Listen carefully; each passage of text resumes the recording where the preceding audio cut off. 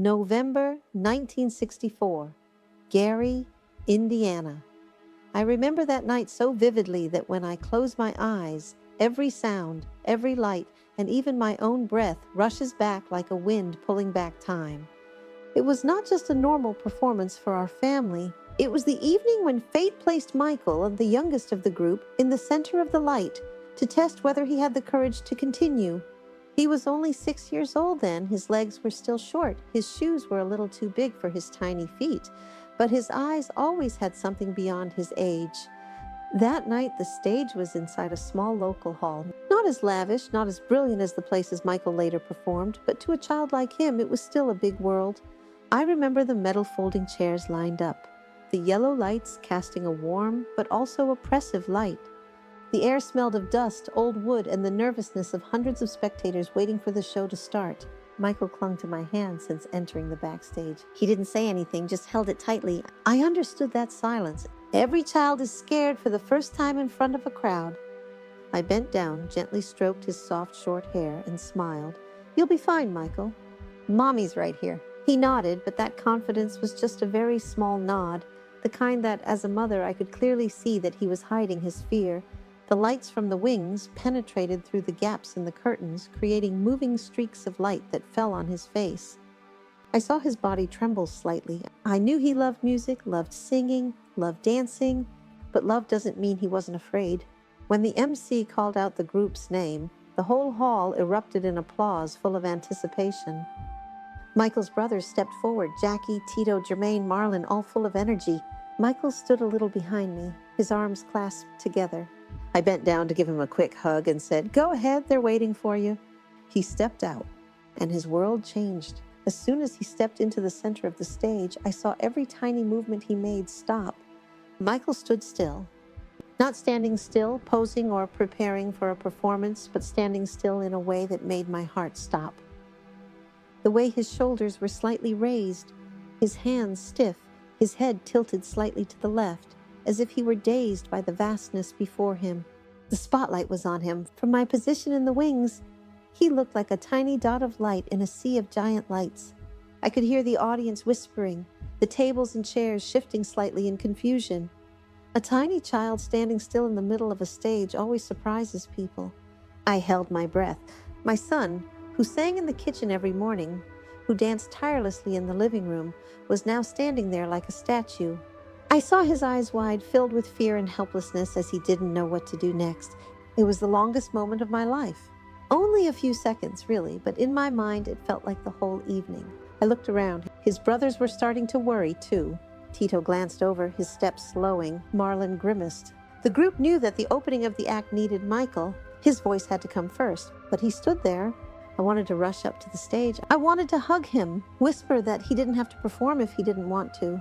I wanted to protect him from the curious eyes that grew colder with each passing second.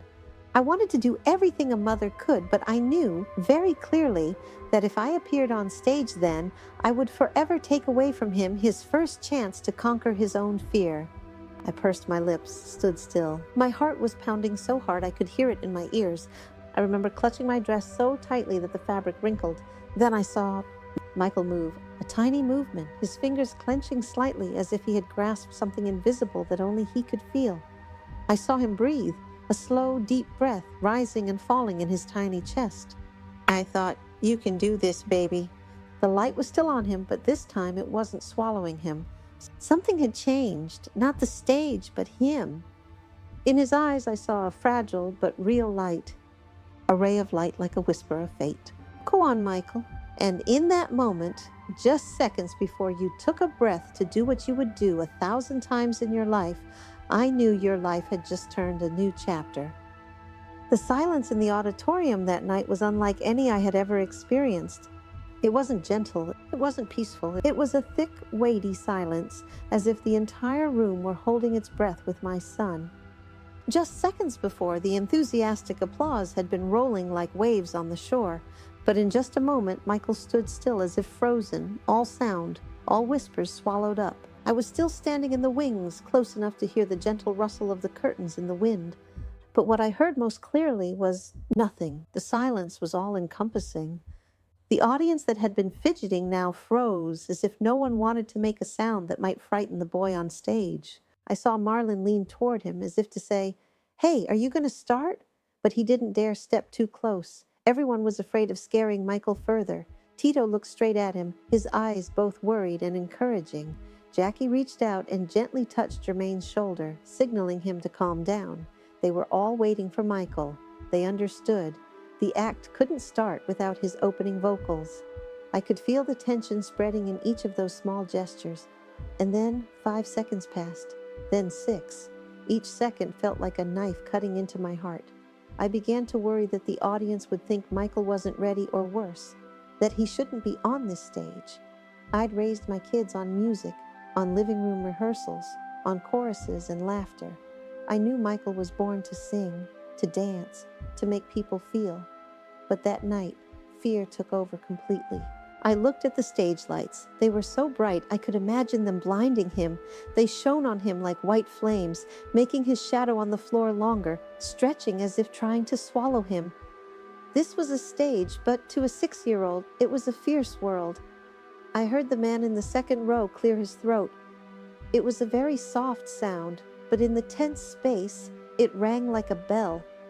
And just when I feared the audience's patience was about to run out, I saw Michael tremble a little, a very small sign, but enough to let me know he was having a panic attack that could make him cry, and if that happened, I didn't know how long it would take him to regain his composure. I couldn't step away, but I couldn't stand still, so I took 2 steps closer, enough so that if he happened to glance toward the wings, he could see me.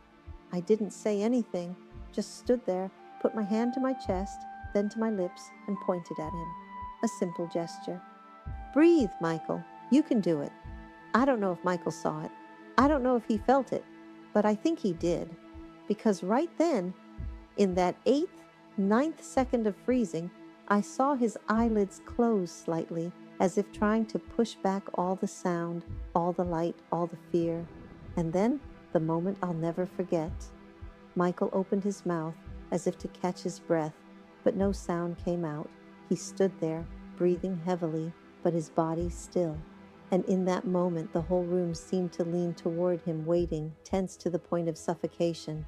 I could feel every heart in the room pounding, not because they were angry, but because they were worried. My son wasn't the only child being tested in that moment.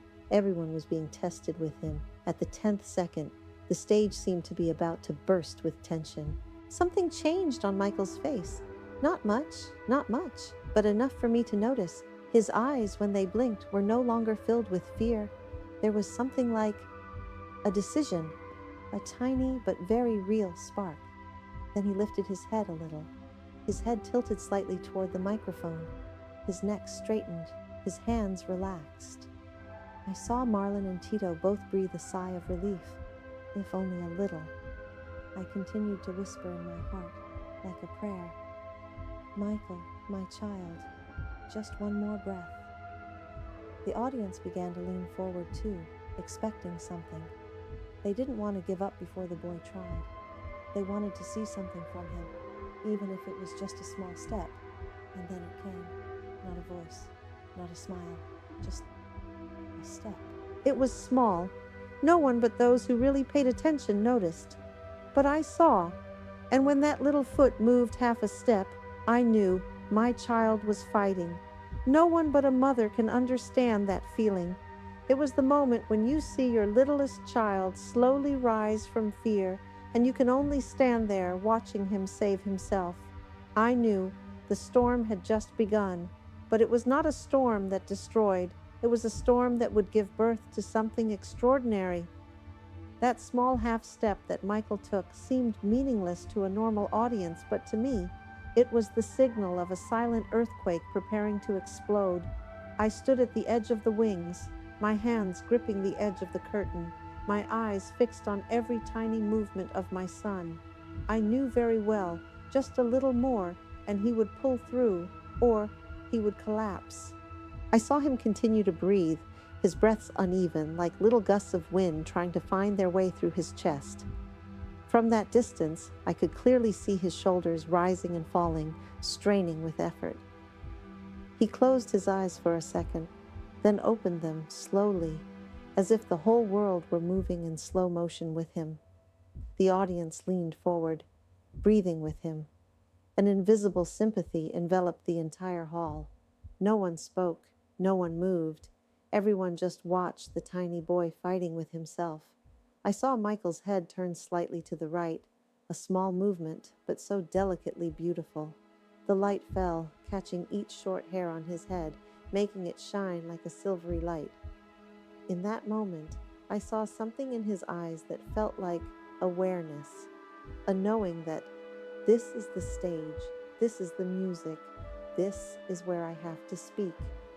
Then he took a deep breath, a breath that made his whole body expand, a breath that felt like he was drawing all his strength, all his courage, all his will into that small chest. I felt myself breathing with him, like a mother's instinct not to let him fight alone. I knew the decisive moment had come. And then Michael opened his mouth, but instead of making a sound, he stood still for a beat, just a beat, ready to sing. The silence, strangely, made the atmosphere hot, tense, like a string pulled to its full tension, just waiting for the slightest touch to vibrate. I saw Jermaine purse his lips, as if trying to gather all his spirit for his brother. Marlon lifted his left foot slightly, as if preparing to jump at the exact moment Michael began to sing. Tito narrowed his eyes, the squint of someone who begins to see a glimmer of hope after a long rain. And then, the moment I will never forget for the rest of my life, came. Michael sang. The song was not loud, not perfect, but it was clear, bright, trembling slightly like the first drop of water falling on a quiet lake. The voice was too small for the vast space of the hall, but loud enough to pierce the silence that had lasted for the previous 10 seconds. It was like the first light cutting through the thick curtain of night. And as Michael sang the first line, "What happened next?" gives me goosebumps to this day. The auditorium exploded. Applause, cheers, whistles. A few people stood up. There were shouts, "Go, little man! That's it, baby! You got this!" The sounds merged together like a huge wave, pushing the atmosphere to a climax. No one remembered the previous 10 seconds of tension anymore. All they could see in front of them was a boy who had just overcome an invisible barrier, a small boy with a powerful voice. Michael opened his eyes, so surprised that his small eyebrows arched up like a painting. I clearly saw the moment he realized that the audience supported him, that they weren't waiting for him to fail. They were waiting for him to win. And it was that support that touched the tinder in his heart like a spark. The fire caught, the fire spread, the fire flared. I saw his shoulders drop. His movements became smooth, steady, no longer trembling. Michael began to sing louder, clearer, and after just a few lines, his voice was in tune with the music, with the beat, with the stage lights. He began to bounce, then step left, then right. Not complicated choreography, just the instinctive movements of a child with music in his blood. And at that moment, I no longer saw the child trembling in fear. I saw an artist, a spark of someone who would become a legend. Michael's brothers, who had been tense a moment ago, now smiled so wide I could see them from afar. They began to move in time into the performance, leaving their brother in the center, the place he had just won by his own courage. Michael turned slightly, just slightly, but enough to make the entire room, with excitement. He tilted his head, brought the microphone closer, his eyes sparkling. He started waving his hands to the music, and the crowd went wild. I saw the crowd roar, I heard them roar, but that night, that roar wasn't just for a performance. It was for the moment a 6-year-old decided not to give up. I stood there, tears streaming down my face before I even realized I was crying. I cried out of fear, joy, pride, knowing that from the moment Michael opened his mouth to speak, his life had entered a whole new chapter, a chapter I felt very clearly. It would take him to places far more glorious than any small stage that night, but also a challenging one. And at that moment, as your voice echoed throughout the hall, I had a feeling that made my heart tremble. This was just the beginning. When the song ended and the music stopped, Michael stood in the middle of the stage, enveloped in a light I had never seen him in before. The cheers of the audience still echoed off the wooden walls of the auditorium, floating like the echoes of a storm that had just passed. His brothers bowed to the audience, then retreated slightly to the wings. But Michael, he stood there for exactly one more beat, his eyes sparkling with wonder as he looked out at the crowd, a bright smile reserved for him. I had witnessed many memorable moments with my children, but that moment, there was something above all. In Michael's eyes, I saw relief, gratitude, but most importantly, I saw him recognizing himself. When he ran into the wings, his tiny body already drenched in sweat, his breathing still rapid, he ran straight into my arms. I held him, and in that moment, I felt his heart pounding so hard, it was almost vibrating in my palm. "Mommy, I did it," he whispered, his voice trembling with excitement. I stroked his hair and whispered, "You didn't just do it, Michael. You lit up the whole room." Michael raised his head and looked at me. His eyes, in that moment, were perhaps the most beautiful I'd ever seen in my life as a mother. They were the eyes of a child who had just overcome fear, found new faith, and stepped into a big world that he would belong to. After the show, when the group returned backstage, the atmosphere was unusually lively. Jermaine hugged his brother's shoulder and smiled. "Wow, kid, you almost gave us a heart attack." Marlon was running around, jumping up and down, as if he was the one the crowd had just cheered. Tito stood against the wall, smiling gently, his eyes full of pride. Jackie, who was usually the most serious of the group, also broke out into a big laugh, patting his brother's head hard. No one blamed Michael for the 10 seconds of freezing. No one grumbled, no one sighed. Everyone understood that what Michael did next had made all the worries disappear as if they had never existed. But when the group cheered around, I realized that Michael had quietly retreated to a small corner, his eyes looking down at the wooden floor, not sad, but as if he was thinking deeply about something. I moved closer, sat down next to him. "What's wrong, Michael?" He looked up at me and slowly said, "Mom, when I was standing there, I couldn't see anything. I only saw the light, and I was so small, I thought I would never be able to sing again." That confession made my heart clench. I put my arm around his shoulder, squeezing it gently. But I sang, and I did great. Michael was silent for a long time, as if trying to find a way to express something difficult to say. "Mom," when I heard them cheering, I felt like something inside me lit up. I wasn't afraid anymore. I wanted to do it again. I wanted to be on stage again. That was the moment I understood. What I saw in his eyes was not just joy overcoming fear. It was awakening. People say that Michael had no stage fright since he was a child, that he walked into the bright lights as if he were born from that light. But the truth, I can say this with all the honesty of a mother, is that Michael was a sensitive child. He was easily shocked by loud noises, easily confused by unexpected situations. But it was that sensitivity that helped him feel music like breathing. I once heard someone say, and this is obviously hearsay without any evidence, Michael was a genius from the start. She was never afraid. I'm not saying that's true. I only know what I saw. A 6-year-old child was shaking. She was scared. She almost gave up. But then that child, in just a few seconds, picked herself up.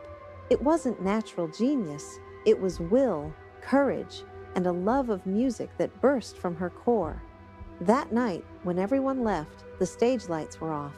Only a few dim yellow lights were left to light the way. Michael held my hand and asked softly, "Mom, do you think I can sing better?" A question that was both innocent, full of aspiration, and full of a desire to explore. I looked at my child, smiling gently. "If you want to," I replied, "you can, because you have something that not everyone else has." "What is it, Mom?" "The light in your eyes, Michael. Something that only you have." He smiled, a small smile, brighter than any spotlight I had ever seen. And I knew, from that night, my son would continue to burn brightly.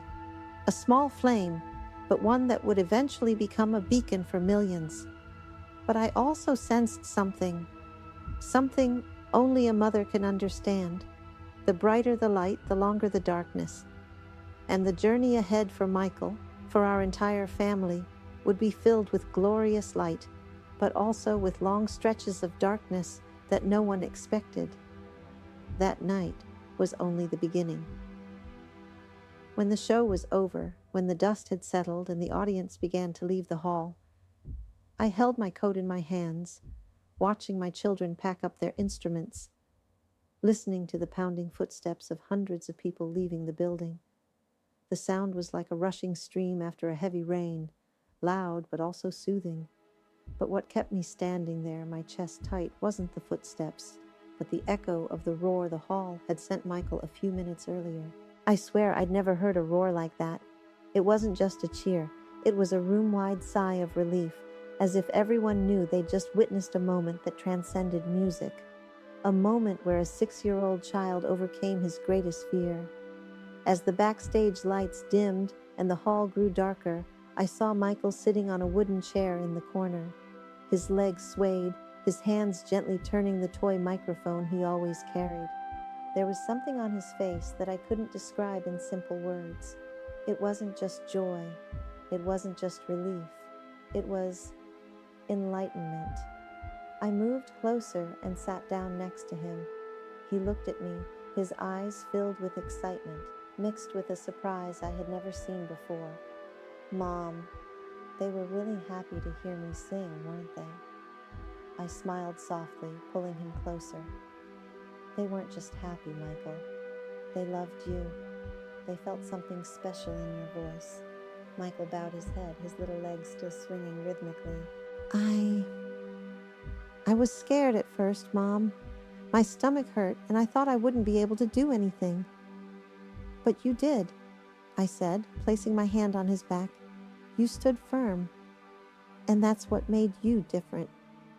He glanced at me, his eyes wide as if they contained the world.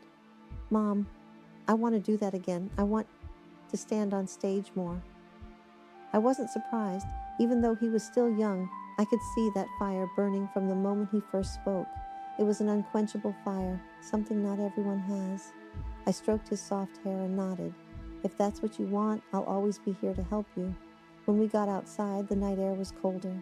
The wind blew through the small path in front of the hall, causing the dry leaves to swirl on the ground. Michael's siblings walked ahead, their laughter ringing out. Jermaine was reenacting the scene where Michael stood frozen, making the whole group laugh. Michael blushed, but he smiled, a real smile, no tension in his eyes. When we walked to the car, a group of spectators were still waiting outside. They didn't recognize me, but they recognized Michael.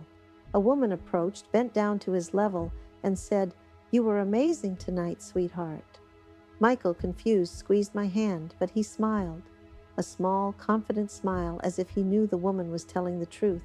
A man behind him said, "That boy, he's got something. You can't teach that." I listened and my heart fluttered, not because I was proud, but because I knew they were right.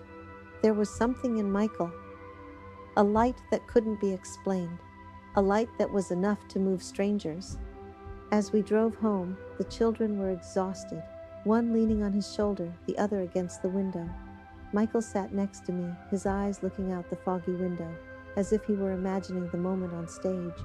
It was the look of a child whose heart had already embarked on a great journey. "Mom," he said softly, not looking at me, "I think that's where I belong." I knew he was talking about the stage, and I knew he was right. In the days after the show, Michael practiced tirelessly. He practiced every line, every dance step, even every look in the mirror. No one made him do it. No one asked. It was something he chose, something he had to do. Some evenings, I walked through the living room and saw Michael standing alone in front of the mirror, holding an imaginary microphone, eyes closed, lips moving silently as he sang. He didn't realize I was watching. He was lost in his own world, a world where the light always shone in the center of the stage. I knew he would grow up in that light, but I also knew that the brighter the light, the longer the shadow. Sometimes fame would pull him away from his family. Sometimes it would hurt him. But that night, I put all those worries aside because I saw a child find himself. I saw a fire start and then gradually spread and spread. And I heard the first roar, a sound the world would later know, a roar for the name Michael Jackson. I didn't know what was going to happen next. But that night, I knew one thing for sure. A star was born, not from the light, but from the courage of a 6-year-old boy who dared to step through his fear.